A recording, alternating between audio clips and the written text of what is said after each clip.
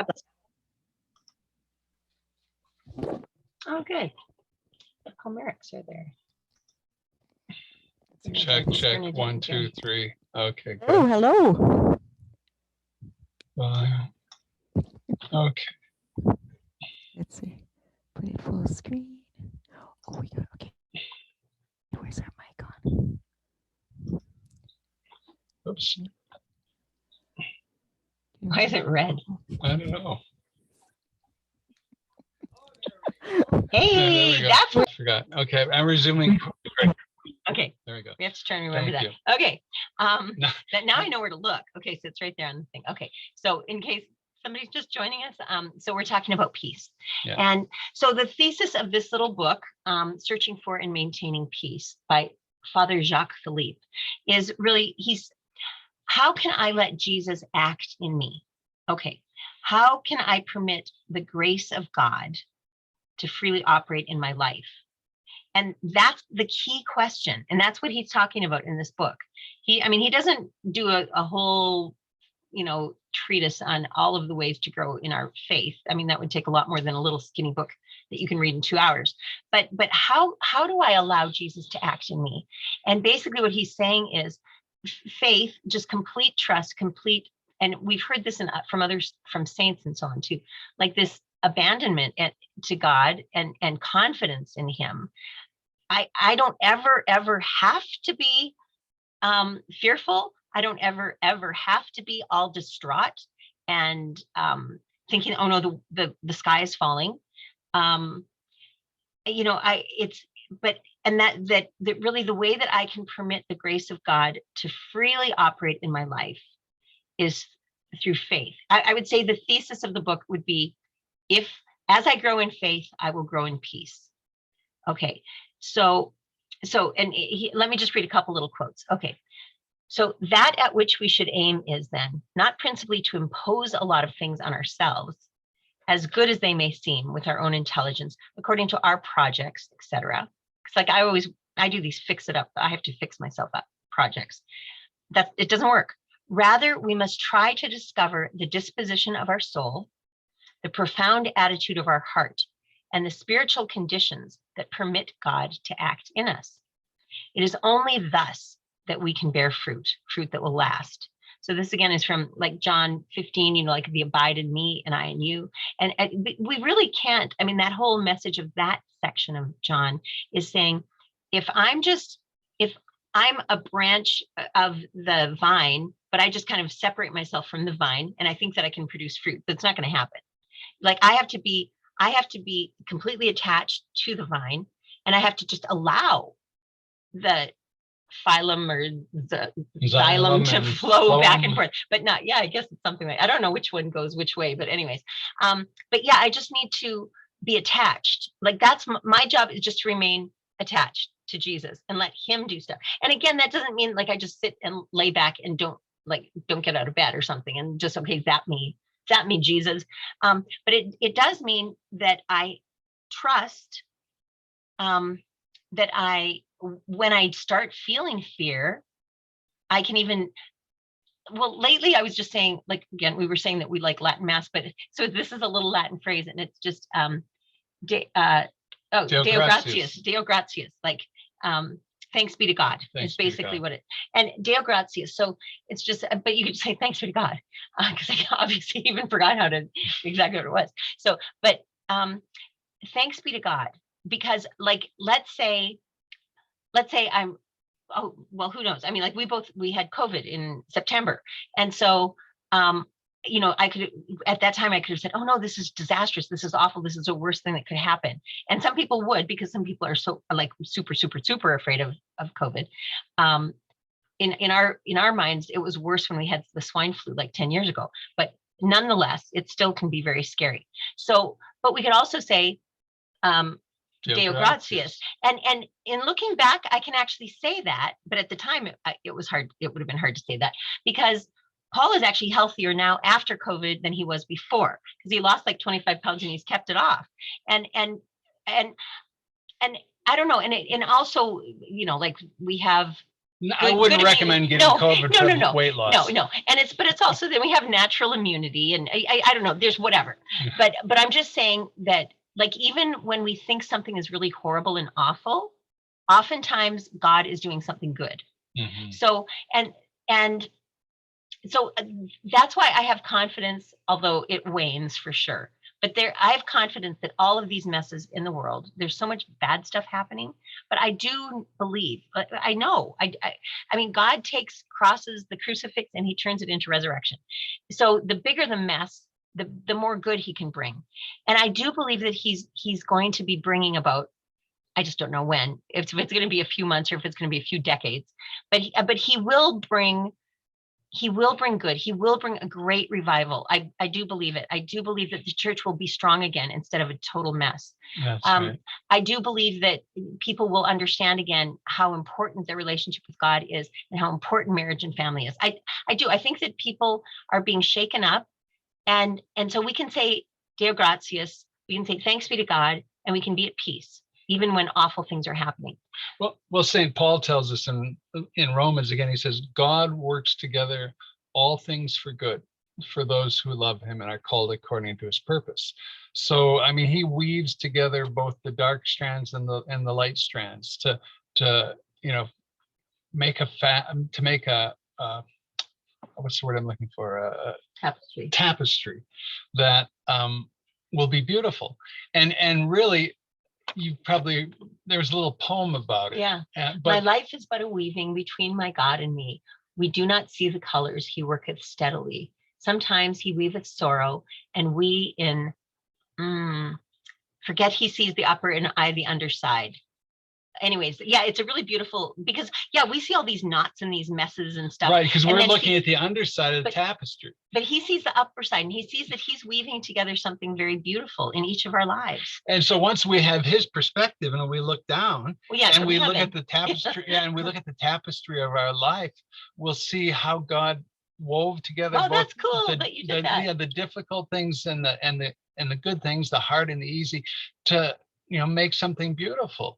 And so even in our marriages, sometimes it's really hard, but God, uses those hard times in marriages to form us in love, to peel off layers that need to be peeled off, to help us grow in generosity and patience. I just remembered it. Okay, so it's, my life is but a weaving between my God and me.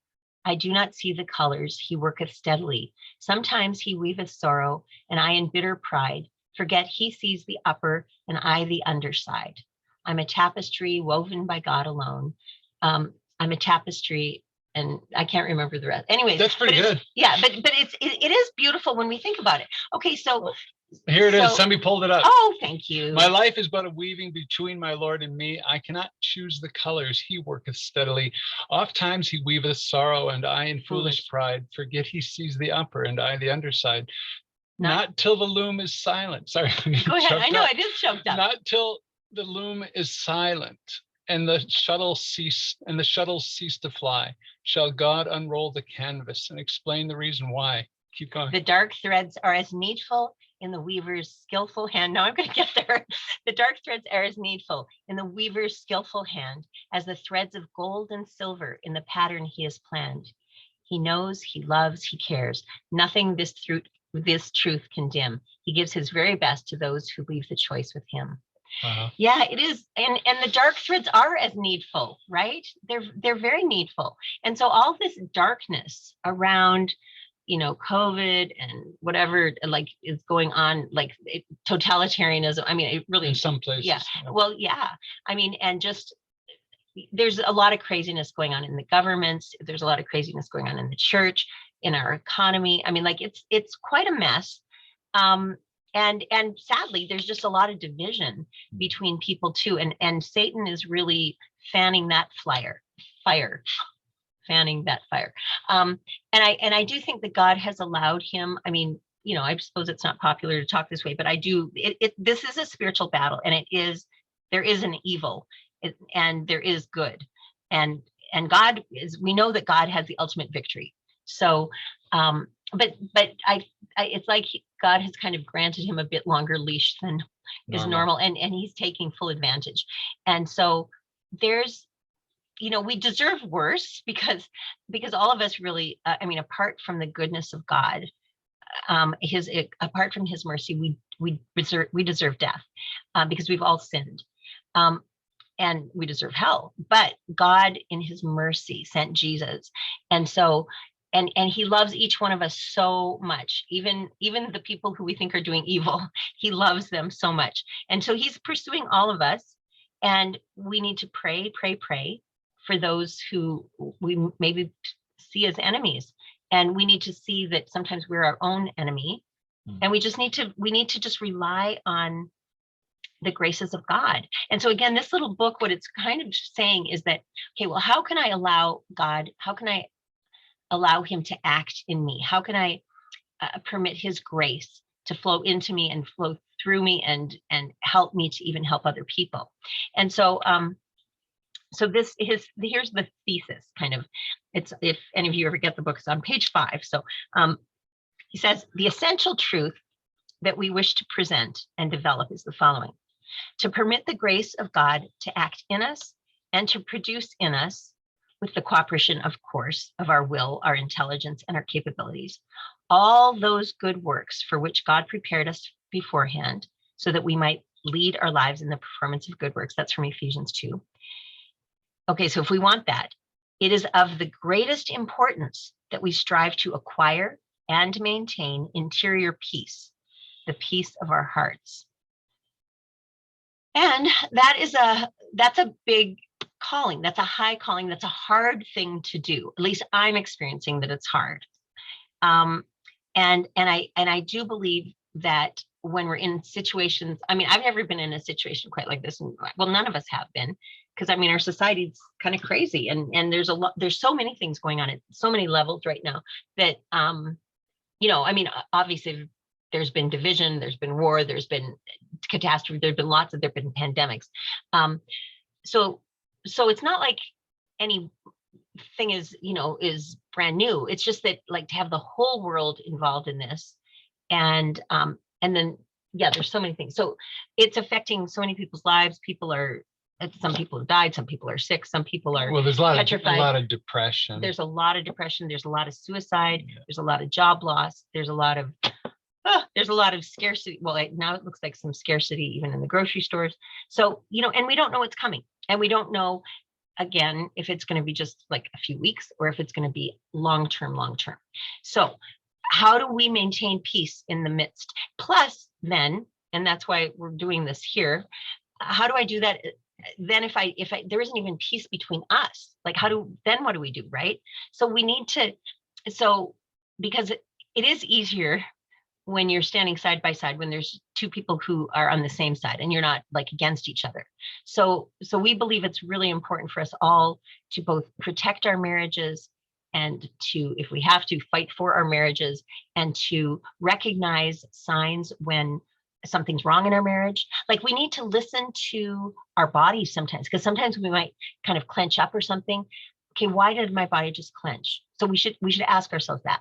Or why am I feeling jealous right now? Well, I was just explaining to someone that, jealousy, at least I have to check with St. Thomas Aquinas on this. Envy is a sin, but jealousy is not a sin. That's what I think, because God even says, I am a jealous God. And so I think, I need to check with, the church fathers. I should have done that before, but I was kind of saying, if you feel jealous, it usually is oftentimes, not always, but oftentimes there is something that it's your spidey sense kind of thing. Something's wrong. I might have to protect my marriage here. Because when God says, I am a jealous God, he desires that our love for him is pure and full. And our love is, I mean, of course, he wants us to love other people too, but he wants us to make him first. Okay. And in marriage, we need to make each other first. And so if there's some jealousy, it doesn't mean, like, envy is a sin because it's sorrow at someone else's good. So it's like, I don't have that thing, but that person has it. And I'm sorry that they have it. And maybe I wish. I'm sorry I don't. Yeah, I'm sorry that I don't. And it's kind of this deep sorrow. But jealousy is kind of like, something's in danger here. Like, something very, very valuable is at stake.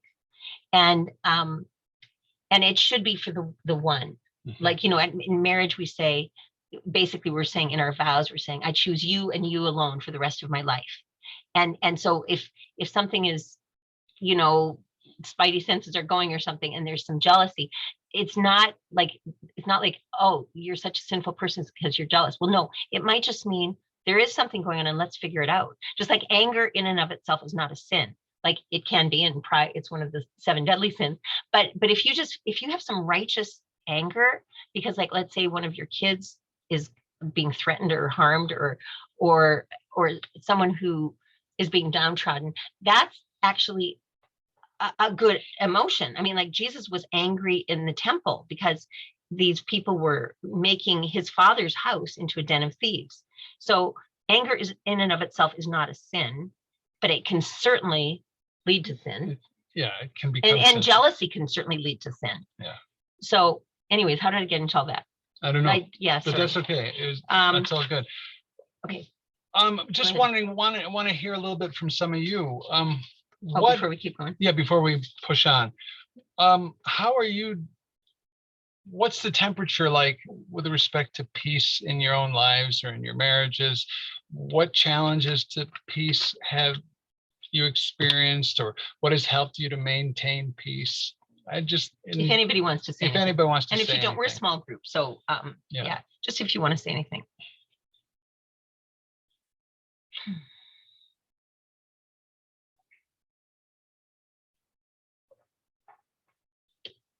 And just remember, if you want to speak, to make sure you unmute. I think probably like a lot of families, our adult children are I think we're getting all tired of the way we have to live life so carefully, and yet with nervousness because we've got like 8 little kids running around in this mess of can we touch them? Can we? So I think at this moment our family is not at peace in all levels, and we've decided to go ahead with some counseling because I think we've got, or else I don't know, I feel that there's just all this junk that just keeps going forward and forward and forward, and we've got some new family members that are not being accepted, and so I wouldn't, our peace factor not that great, but yet I think because we're all willing to go ahead with the counseling, that has helped our peace. That's awesome. That's amazing. And that says a lot for your family, that you guys are willing to work on it, because so often it's kind of like not going to talk about it or pretend it's not there, or just kind of harden in your I'm right and they're wrong kind of attitude. So I think that's amazing, because I mean, no family could say, oh, well, we're perfectly at peace here, right? I mean, that just doesn't happen. So, but I think when we start feeling like, nope, this is affecting us, let's work on it. That's awesome. That's really good. That says a lot for people's openness. And you know, if you've got somebody kind of good guiding you through, then you'll make some progress, right? You know, I mean, yeah. You know, because a lot of times, and a lot of times I think we need to just be heard, you know, because sometimes people maybe, like people were saying with like me, I mean, talk too much. And then sometimes people don't even say a word, and then it's easy for resentments. It's easy for misunderstanding. It's easier for people like me to say too much and maybe hurt somebody who's more sensitive. You know, like there's just a lot of things there's so many dynamics in a family, even in a couple, there's a lot of dynamics, but the bigger it is, the more stuff you have happening. So yeah, so that's good. That's good. Thank you for sharing that. Yeah. Anybody else have anything they want to share? I guess that being phlegmatic helps out a lot in this situation where, I mean, there's a lot of anxiety going on outside, but being the phlegmatic one at home keeps the cool, keeps the temperature down. Yeah. So even though Tasha might be very worried about things, and I'm able to put things into perspective, or it has calmed down, and we are able to maintain a certain degree of peace at home. Yeah. One thing that helped us a lot, we learned this from a couple that was giving a marriage seminar, is that he brought our attention to the prayer that is said after the Lord's Prayer at Mass. Yeah? Deliver us from every evil and grant us peace in our day. In your mercy, keep us free from sin and protect us from all anxiety as we wait in joyful hope for the coming of our Savior Jesus Christ. So that's a prayer that we say every day. And I think that helps out a lot as well. Is that right after the Lord's Prayer? Yeah. Okay, that's great. I kind of want to start saying that one, because that's not you mean one just that at home. Yeah, that I haven't been praying that one like individually.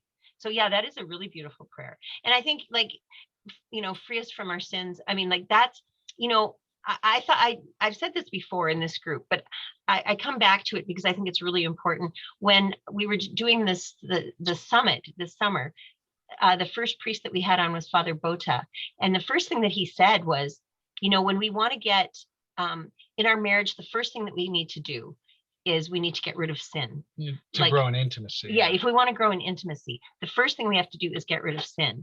And that does make sense, because sin is what separates us from God, and it's what separates us from each other, because sin is always harming a relationship. And so that's the first thing. If we make sure that we get rid of the sin, and then we can work on other stuff. So yeah, I think that's good. Thank you. Thanks for that, Kenneth. That's helpful. Yeah. Anybody else? Otherwise, we'll just move on. I just want to see who else is here. Just a sec. Could just go up there a sec. Over here. Okay, good. Okay. Hello, everybody. I just wanted to see, it's a small group, but I just wanted to see who else was here, because I didn't even know you were there, Kenneth. So, okay. So anyway, so this thinking about this tranquil lake, right, where I can actually reflect God. He's saying that it's a little bit like this with regard to our soul in relationship to God. The more our soul is peaceful and tranquil, the more God is reflected in it. The more his image expresses itself in us, the more his grace acts through us. So when we're not at peace, and so Paul and I are trying to be more aware of this lately. It's because it's just really easy for us to fall out of peace.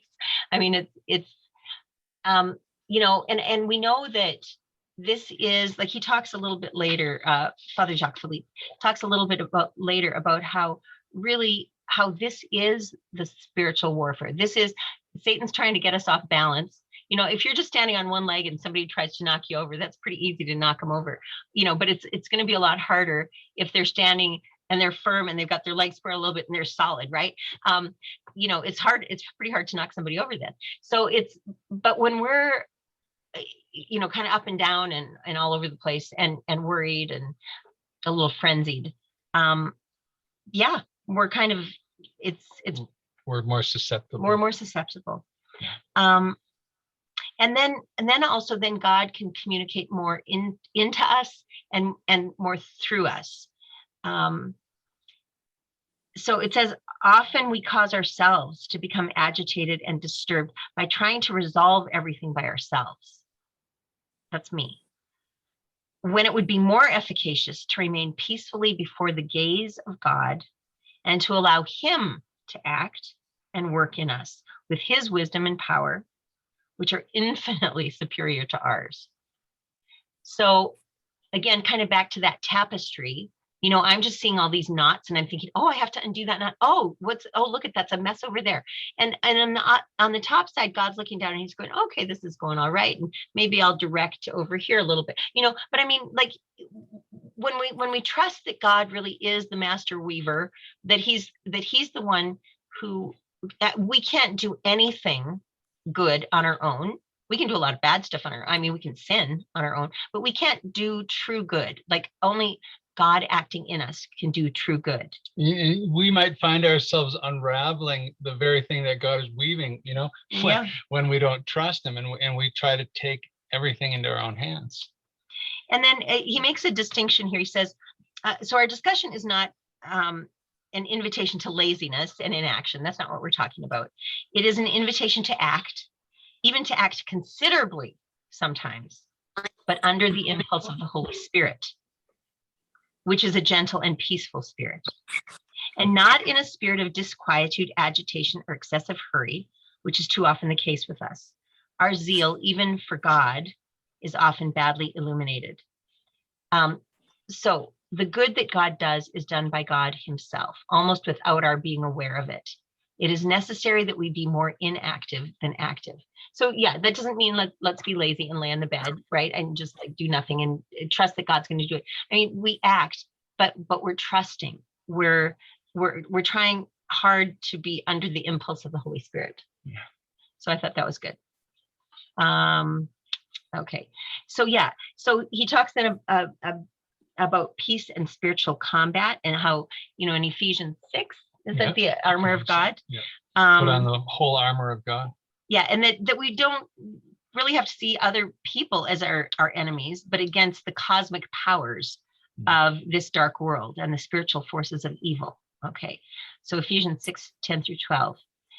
And when we're more at peace, we're going to be less disturbed by the behavior of our spouse, whether it's good or bad, helpful or unhelpful. When I'm at peace, I'm going to be able to deal much more generously, patiently with Carol, even when she isn't, at peace or playing her best game, so to speak. Yeah. Mm-hmm. What was that? Did somebody say something, or is that just okay? I think it's just a comment. Oh, okay. Yeah. Okay. So yeah, and I think, when we have that mindset, even if you're in, because like sometimes we talk to people who are in really, really kind of awful marriages, and like maybe one of them is really growing quite a bit in God and another really isn't, like they're just not there, and they might actually be quite mean even. And so, like, I guess, again, the church isn't, and God is not saying, like you have to stay and be abused if and certainly if it's physical abuse, you just, that's not it. You need safety. You need safety. However, a lot of saints have actually become saints through a bad marriage, through somehow with God's help, remaining in that marriage, but living out of charity and living in very close communion with God. Because how else could you do it, right? Like if you're in this most intimate of all relationships, which is supposed to be nurturing, loving, supportive, but it's not. So then how much more do you need God? And so if you're leaning on God, it makes sense that you would become more saintly, because you have to lean so heavily on God. You have to, because you're getting wounded quite a bit too, sadly. So, but you would need to be discerning with with a priest. Like, obviously, again, not if you're in an unsafe position, you shouldn't remain there. But marriage is for life. And Jesus is very specific about that. And so we can't just say, oh yeah, well, I mean, we live we live in a world now, well, especially Western culture, where it's just, well, if it's not working out, or if I don't feel love anymore, it's kind of like, well, it's time for divorce. Even when I was a kid, like when I was, I don't think I'd ever even heard the concept until it was either grade 2 or 3. And I first heard there was somebody in the class whose parents were getting divorced. And I mean, this was like in the 60s, right? So that was just something like I was like, how can that even happen? Like I'd never heard of it. And it was very rare, I think even all the way through junior high. Anyway, I think I started hearing more about it in high school. But, but our culture, you can see on the charts, right? You can see just how, just kind of like the divorce rate going up. So, and the thing is, when you start thinking that divorce is just a way out of an unsatisfying marriage, marriage is being attacked, really, when you've got that, because marriage is, it's a sacramental bond. It is for life. It's that promise is supposed to be the ground upon which you walk and your children learn is solid, and the sky over your head, the love between the love between husband and wife. And so again, marriages, there's not any marriages aside from the Holy Family that are perfect. but if there's that commitment is there, like we are not going to separate, we are not going to divorce. It's that can give you peace even in right, because you know that when difficulties arise, the marriage itself isn't threatened, and so that gives you, you do have a solid ground, even though there may be some tremors. You're on rock, bedrock, because you are committed to each other till you're parted at death. Back to Father what's his name? Philippe. He's talking about how, like sometimes we want to just get rid of that idea of the spiritual life as combat, but it really is combat. He's talking about how it's not just some quiet unfolding of things. There's not going to be problems, but it's a scene of a constant and sometimes painful battle, which will not end until death, a struggle against evil, temptation, and the sin that's in our hearts. And so that combat is inevitable, but that we should see it as actually an extremely positive reality. Like St. Catherine of Siena said, without war, there is no peace. Without combat, there is no victory.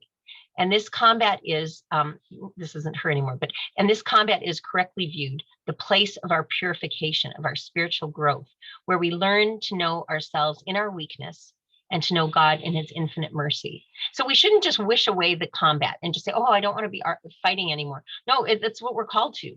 Like we're the church militant, right? The church victorious or triumphant is the church in heaven, our brothers and sisters who have made it to heaven. And the suffering church are the souls in purgatory, and they're still being purified. And we're the church militant because we're still fighting the battle. So, there is some crossover here with marriage, that we ought not think when, maybe conflict arises, and looks to threaten our peace, we shouldn't despair, because we're probably arriving at a new level of intimacy. We become aware of differences, of problems, of issues that need to be addressed. And if we back away from them, we won't achieve this new level of intimacy. And so, we can say Deo gratias, thanks be to God, when we run into these difficulties, because it's the very stuff of which fertilizer. It's the fertilizer that's going to make a richer and happier marriage in the long run. So well, that's why I was complimenting you guys, really Bernadette and Gary, because like you guys, you didn't run away from the conflict. Like you guys are working through it. And so you have that good hope of getting to a better place. Whereas if you just said, oh, we better walk on eggshells here for the next 6 months or whatever. No, like let's talk about this. Let's try and come to a better place, right? And in marriage, we need to be willing to do that and not see it like there's some stigma, like, oh, we need help. I mean, like Paul and I, a couple of times, it was a long time ago, but I mean, I remember, sorry, I should finish my sentences. I'm not very good at that. We saw counselors a couple of times. Once back, when I was actually, I think I had a little bit of postpartum depression right after our daughter was born. So we had Jonathan first, then Kari. And so Paul came home from work one day. He was a Lutheran pastor at the time. And I was just kind of sitting there and I just had no motivation. And I was just down. And he goes, I think we need to, deal with this. So, and it was good. I mean, thankfully, it wasn't very bad. It wasn't very bad depression, but, cause sometimes it can be devastating. Right. And another time we did too, I can't remember. It was, but I do remember, some friends of ours who you were going to graduate school with a long time ago. And they had said, oh, I think everybody can benefit from marriage counseling. And I said, oh, I don't think so. I mean, it's like, I'm going, wow, what a snobby thing to say. Like, anyways, sorry, it just came to my mind. So I thought I'd share that snobby thing that I said. That was a long time ago. But I do think that any of us, I mean, it's good. It's good to, to examine. I mean, that's what, when we go to confession, we go to reconciliation, we're examining ourselves. And if a coaching or counseling, in any of those situations, that's what we should be doing. We should be examining ourselves and examining our relationships and saying, okay, what is wrong here, and how can we move forward, and how can we make this better? How can we achieve reconciliation, right? And so we're very blessed as Catholics to to have this sacrament, because like we didn't have it as Lutherans, and so it's we're very grateful. Okay, there was something here. There's a lot of gems in this book, but I wanted to come. This is quite a ways into the book. This is like page 43, and I think altogether it's only like, oh, I guess it's 100. It's just over 100 pages, but it's talking about how this isn't a part like, how do I react to that which causes me to lose peace? Okay, so how am I supposed to react? So it's talking about it in sometimes we dwell on the negative. I mean, it's easy for us to do that. And we think that, oh, well, if only my family were like this, then I could do this. Or if only I was healthy, or if only, I had the qualities that that person has, or the strength, or if only God, I had the virtue that I should have developed that I haven't, or, if, then I could accomplish something beautiful for God, right? And so if I'm not satisfied with something in my life, or something in my person, or something in my circumstances, and I dwell on those, that's not going to lead me to peace, right? I'm going to feel underprivileged compared to others, and like, oh, well, they have it easy. That's why, that's why. And so I'm comparing myself to others. And then there's this nostalgia for some other different life, some, a more privilege, when finally I can do the things that are really worthwhile. Right. So you're living in this kind of, dwelling in this kind of fantasy rather than really taking a look at and dealing with what your life really is. Yeah. And so like the real life is over there, right? I can't get there, but if I would, it would just be so much better there. And so, but then, okay, I'll just read a little bit. Here it goes. So I'm kind of making this excuse in a way, and I'm saying, well, this life that I'm living now, it doesn't really offer me the conditions for real spiritual growth because of certain sufferances or limitations.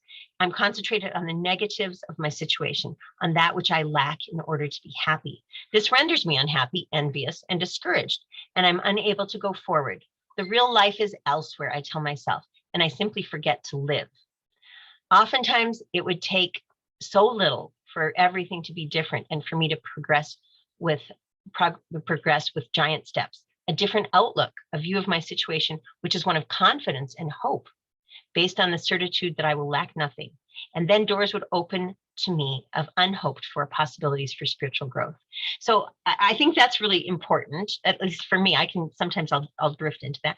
It says we often live with this illusion, with the impression that all would go better. We would like the things around us to change, maybe a spouse, right? We would like things around us to change, that the circumstances would change. But this is often an error.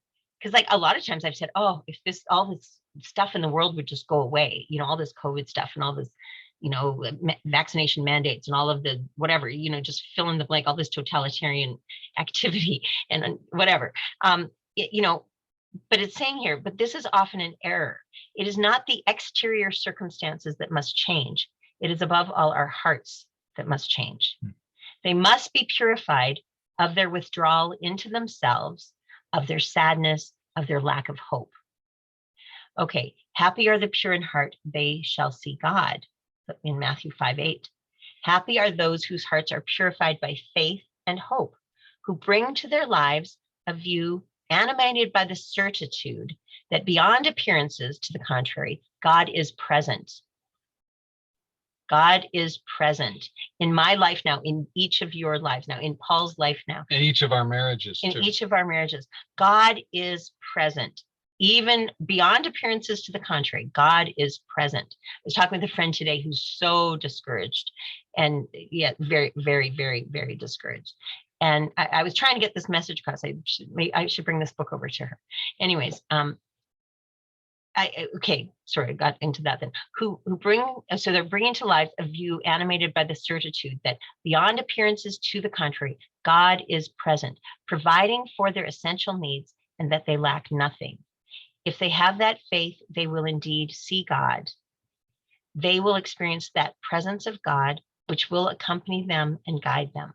they will see that many of the circumstances that they thought negative and damaging to their spiritual life are, in fact, in God's pedagogy, powerful means for helping them to progress and grow. And that's what I was saying, even about in a bad marriage. Like, I know one woman that we coached, and I mean, I don't know how she does it, but she lives in a very, very miserable, with a very, very miserable man. But I mean, we coached her to stay in the marriage, and I think she was shocked that we did, and her husband was even more shocked that, you know, he thought that she'd be leaving. But she honestly is so happy. Like, it's crazy. Like, she's happy and she's growing in holiness because she's doing what God has called her to do. And that's fix her gaze on him. And then, you know, because then if we have the power of God flowing into us, then we can forgive and we can love even in really trying situations. And so and we can admit our own faults too. Yeah. I mean, it's not all her husband. Right. Sure. Yeah. So they will see that many of the circumstances that they thought negative and damaging to their spiritual life are, in fact, in God's pedagogy, powerful means for helping them to progress and grow. You probably know what pedagogy is, but in case you don't, it's kind of that teaching. So God is teaching us in the midst of these hard situations. This is like, okay, now we've all graduated through this COVID thing. We're going to a higher grade. We've now moved from elementary school into junior high or middle school, because it's time to progress and grow. Like, I think God is using a lot of the things in our world right now, please God, if we will accept it, to shake us up enough so that we can start seeing that our vision has been way too looking down at the ground, at the earth, instead of looking up to God. So yeah, St. John of the Cross says that, quote, "It is very often the case that just when the soul believes itself lost, that it gains and profits most." And I thought that was good. This is true. You know, it's just when we think like, I am just a stinking mess. And you know, God might say, well, yeah, you are, but you are loved. And it's a good thing that you just recognized that you're a stinking mess, because then you know that you need me so desperately. And we all do. We you know, it's like Saint Therese, that whole little way. That's what she's saying. She says that's the best thing that God could do for her, is to help her recognize her littleness. Like, and helplessness. Oh, Paul was listening he told me about it, so he can tell you more about this. But I love it. He was listening to Father Ripperger, and the whole homily was about, you're not special. Yeah, that's right. So tell him a bit more, because I was kind of going, what? We're not special. Well, and it's good. We're all unique. Yeah, it was you good. know, in that we are all unique. There's only one Paul Quist in the universe, right? Well, maybe there might be another Paul Quist, but not like you. Not like me, you know, but that and it's true that God, you know, loves me and highly values me. And highly values me and wants me with him in heaven forever, and desires, you know, to do great good in me and through me. But that still doesn't make me special, right? I have gifts and perfections, qualities that he's given, that God has given to me, but he's also given them to a lot of other people. And there are a lot of people who are even more gifted and have these perfections and capabilities to a greater degree than I do. And the truth of it is that most of us, and Father Ripperger included himself in this, just most of us are pretty mediocre. Right. I just thought that was very good and refreshing, right? Yeah. Because in our world, it's always like, you're so special, you're so special, you're so, and it's kind of like, well, okay, maybe that's not good to hear, because I mean, you know, again, like, okay, like Paul is special to me. I mean, that's different, but it's like, but that whole concept of, you know, like, it becomes very inward focused, and it arises from our pride, right? Yeah. We want to think that we are, you know, God's gift to the world or to the church, or we're indispensable, and it just swells up our ego. And God doesn't need us. The truth is, God doesn't need us. He loves us, he desires us, but he doesn't need us. And the sooner we recognize our mediocrity and our littleness, our helplessness before God, the more we will just come to peace, and God's grace will be able to flow more easily through us and work in us. And the more I recognize that I'm not special, and I don't deserve special treatment, like in this marriage, for instance, that's going to help me, and especially for both like that. Yeah, that would be good. To be humble, and and that's going to go a long way to healing our relationship. And in other family relationships too, it's kind of like, people get offended because someone's not treating them as special. Well, but you know what? I mean, like, it is more this comparison thing where we're, it gets us in trouble when we're comparing ourselves to others, and, well, I'm more special than that person, or my child is more special than that person. I mean, like, what? No, come on. Like, we're not. We are mediocre, but by God's grace, we are very, very loved and revered, and we need to respect each other and love each other, but we don't have to tell everybody that they're special. Right. And I just think that we've overdone that, like maybe the past, I don't know how many years, and like in parenting and stuff. I don't think it was as much like that, like from what I understand, like, maybe in the early 1900s, it was more like children should be seen and not heard. I mean, and right. I'm not saying that that's the way we should go either. I'm just saying, though, that like all this specialness, and you're so amazing, and oh, you're the smartest one in your class, or that kind of stuff doesn't really help us. Like, we don't want to be comparing, and also sometimes one thing that I learned, because I think my dad especially, he was kind of maybe in awe of people who were like, he would kind of follow like the big authors or something, like Christian authors or psychiatrists. He was a Christian psychiatrist, but he would revere people who had like a lot of academics and stuff like that. I'm going to post the link to this. It's called The Vice of Singularity. You are not special. Father Ripperger. Sorry, it sounds so funny to me. You are not special. I mean, like, go around and just tell people that. I mean, they're not going to like it.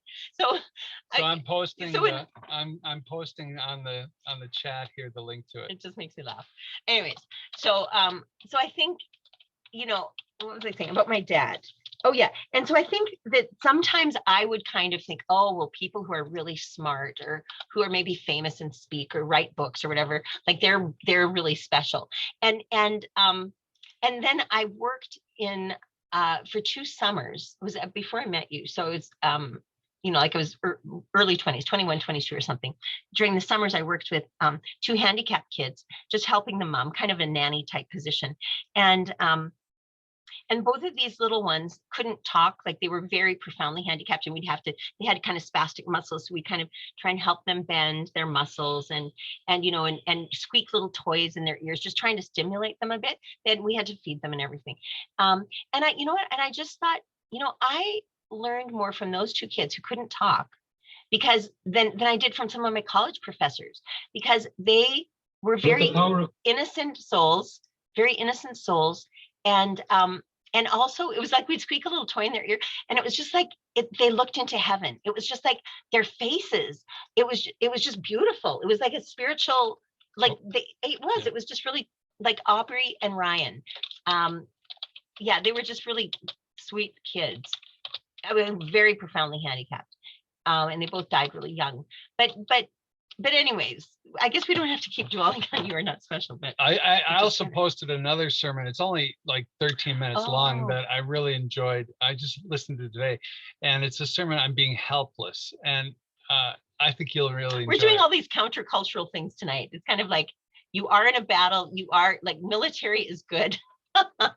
And then we're saying like all these things that are kind of probably not politically correct, and you're not special, and you are helpless, and all this stuff. It's stuff that's not very common in the culture. But you know what? It is at the heart of the gospel. It's that we need God to step in.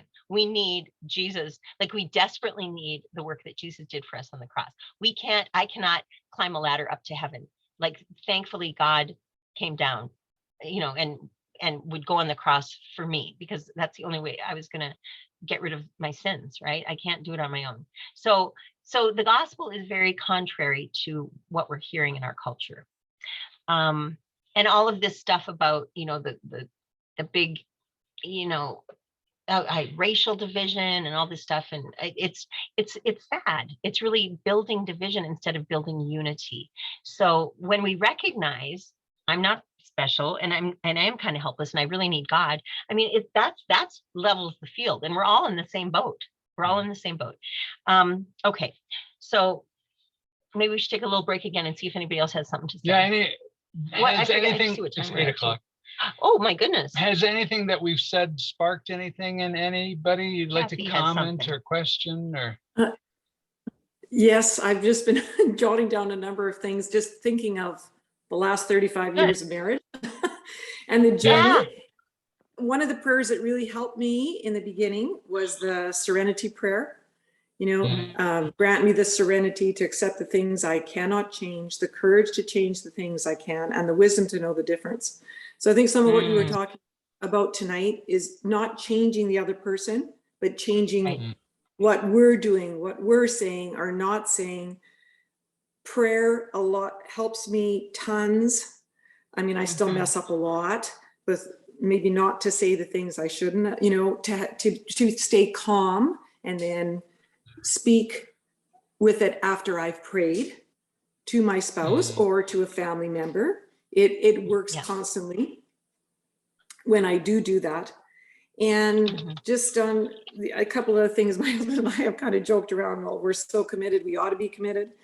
And then, and also when we went to a marriage encounter early in our marriage, and I don't know how much they're still going on, but it was invaluable. That was one of the first times I heard that love is a decision, not a feeling. And I think they do that in marriage prep now, which is really good. But I think that's we need to be constantly reminded that it is a decision. And that helps, I think, for us to stay in our marriages and for them to be what God intended and created. So, for sure. Yeah, boot camp for heaven. Keep marching on. Yes, thank you. And and it is. You're right. And that's what marriage is. It is. You're right. It's this is our pathway to sanctity. This is our pathway to becoming saints. If we're called to the vocation of marriage, this is the way that I become holy.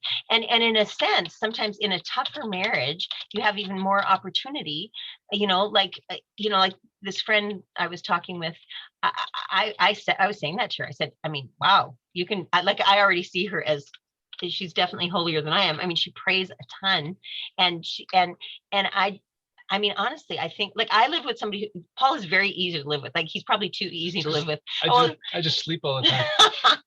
No. Well, Kenneth was saying earlier, he's a phlegmatic, and Paul is too. And I just, it is pretty easy to live with a phlegmatic, because it's kind of like, well, whatever, I'm laid back. I mean, no, and I'm not saying all the time, but it's just, but it is, and I can be too, because I'm mostly sanguine, but I also have some choleric, so I can be bossy sometimes.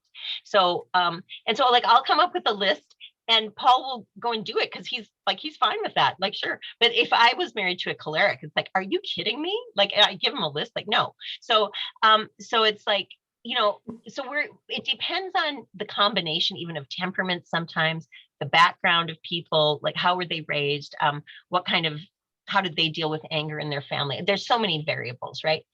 But I think, I think like you were saying, Kathy, it is our pathway to growing. It is, yeah. Yeah, and the sooner we realize that we're not going to have an easy time of it, the better. It's just part and parcel of living in a broken world, to some degree, a broken marriage, and with a broken soul and heart, and our littleness, and our not specialness, and God is using the sacrament of marriage to heal this little broken soul, right? Yeah. And that's what sacraments are for, is to receive the power, the life of Christ, the love, the love of God. This is the way we receive. I mean, it's not the only way. God can approach us, like he's there available for us in prayer. But the sacraments, we really need the sacraments. We really need the Eucharist, and we really need reconciliation, especially. And for those of us who are married, we need the sacrament of marriage. We do, yes, yeah. And it's a pathway, it's a purifying pathway. So, but I guess we are after 8. Yeah, if anybody else has anything to say, go for it, and then we'll wrap up. I'm gonna try to sneak something in really quick. Yeah. My 6-year-old fell asleep beside me, so I'm trying to talk really fast and get out of the way. So I am a 42-year-old wife and mom. We have 4 boys who are homeschooling now because I have a laundry list of chronic health conditions that are really disabling, like wheelchair, shower chair, all the things that we didn't see coming when we got married. So my husband and I call ourselves battle buddies because we don't have any of it's really hard to find like the romance, the time together when you're just trying to survive. And I just wanted to say thank you for this tonight, because I feel like God sent me to it for a reason.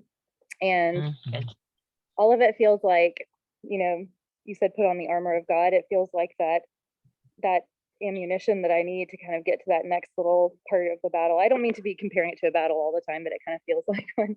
In the moment and parenting and 4 boys all cooped up at home and trying to deal with, like you said, all the politics and the changes and not biting each other's heads off. We have a really, really difficult marriage. You're talking about opposite personalities. We're like, God, what were you thinking? Like, what were we thinking? We were, 23 and 24 years old getting married, and now we are about to have our 18th anniversary. And it's kind of like if we could go back and tell our younger selves, like, maybe, think about all these things that could happen. We didn't see chronic debilitating illness or money issues or kids with this or that. You just kind of go into it almost blindly, but thinking you know everything. So it's so great to come here to a place like this and put the perspective back on God and put everything back into, where you're putting things more in his hands and quit trying to troubleshoot so much of, like you said, you can't sit there and do nothing, but you also can't be like 100% in control. And so I'm taking all of this stuff with you guys are giving me my little marriage prescriptions and my homework to do for the night. I just wanted to thank you for your time. You're so welcome. And you know what, Jennifer, you will love this book. This book is so good. So, I mean, it'll take you a couple hours. Sometimes you just have to, when you're not full on with kids and or husband. Searching for and Maintaining Peace. I love this book. And also, because I don't know if you've been with us before, but there's also a book that we just finished. We're not a book study, but it seems like we just kind of end up talking about books. When we find books that we think are really good. There's another one really good, and I don't know if your husband would be up for this or not, but it's called Spousal Prayer. And then a spousal prayer. And it's something about happiness. What is it again, honey? I'll go find it. He's going to find it. Okay. Spousal prayer. It's again, short. You could read that in less than 2 hours for sure. It's something about a way to marital happiness. I think it's something like that. A way to marital happiness. And it really is like and you can, unfortunately, we haven't always remembered to record these Zoom sessions, but some of them are, if you go to Wild Goose Marriage Academy, although Bernadette was saying that she'd have, or maybe it was Gary, but anyway, they were saying that they're having trouble finding it. But if you go to YouTube and you type in Wild Goose Marriage Academy, you should get it. I mean, we're very little, so you might not, but we have 43 subscribers. Woohoo! You can be number 44. How often do you guys do these Zoom calls? I've never seen them before. Yeah, well, we just do it on Tuesday nights. And we'll just kind of keep doing it. And some people, like Kenneth's always here, basically. There's a few of us, but we're tiny. So, but come anytime and invite people. And we just talk about different topics about Catholic marriage or marriage, like Christ-centered marriage. It's okay, but it's spousal marriage. I think it's called Spousal Prayer, A Way to Marital Happiness. I'm pretty sure that's it. So you'll find it. And if you don't, then email here, maybe just put in WGM Academy. You can email us. Paul will put it in the chat. Oh yeah, I'll put our WGMacademy.com. email. Is that right? So No, info at WGMacademy.com. And then, so we'll pray then. And I often stay on for another half an hour and just chat with anybody, but I can't tonight because we have to call our kids who are down in Texas. So I'm sorry about that. But next week we will chat again. And you can, and like I said, and if anybody ever wants to chat, just email at info@wgmacademy.com and just say, hey, do you have 15 minutes to talk or something? Or you could set up, if you want coaching, you can call, or you can just email and just say, we could probably really use some coaching. So that's another possibility. So anyways, God bless you guys. Have a great week. And let's all remember that we're not special. And it just makes me laugh because you always hear how special we are. And I mean, no offense to what's his name? Bernie. No, Barney. Yeah, that's true. But also I was thinking Mr. Rogers, because who I love him. He's awesome, but and because we are special in a certain sense, but he was always saying you're special. But anyways, and we are in a certain sense. Yeah, but Barney said the same. Yeah, thing. I guess so. But in a sense, we do need to recognize that we're not, that we are mediocre, that we really are desperately, each one of us is so in need of God's work, Christ's redemption, the Holy Spirit sanctifying grace in our lives. Like that we can't do this on our own. I am not a self-help project, and I can't take Paul on as a project that I'm going to fix him up, or my kids. Just recognizing how much we need our Lord. So that's what it's about. So let's just pray. Let's just pray our Father. Okay. In the name of the Father and Son and the Holy Spirit. Amen. Amen. Our Father who art in heaven, hallowed be thy name. Thy kingdom come, thy will be done on earth as it is in heaven. Give us this day our daily bread, and forgive us our trespasses, as we forgive those who trespass against us. And lead us not into temptation, but deliver us from evil. Amen. In the name of the Father, and the Son, and the Holy Spirit. Amen. Okay, everybody. So God bless you guys. And we'll see you next week. Yeah, take care. Have a good one. Everybody. Bye-bye.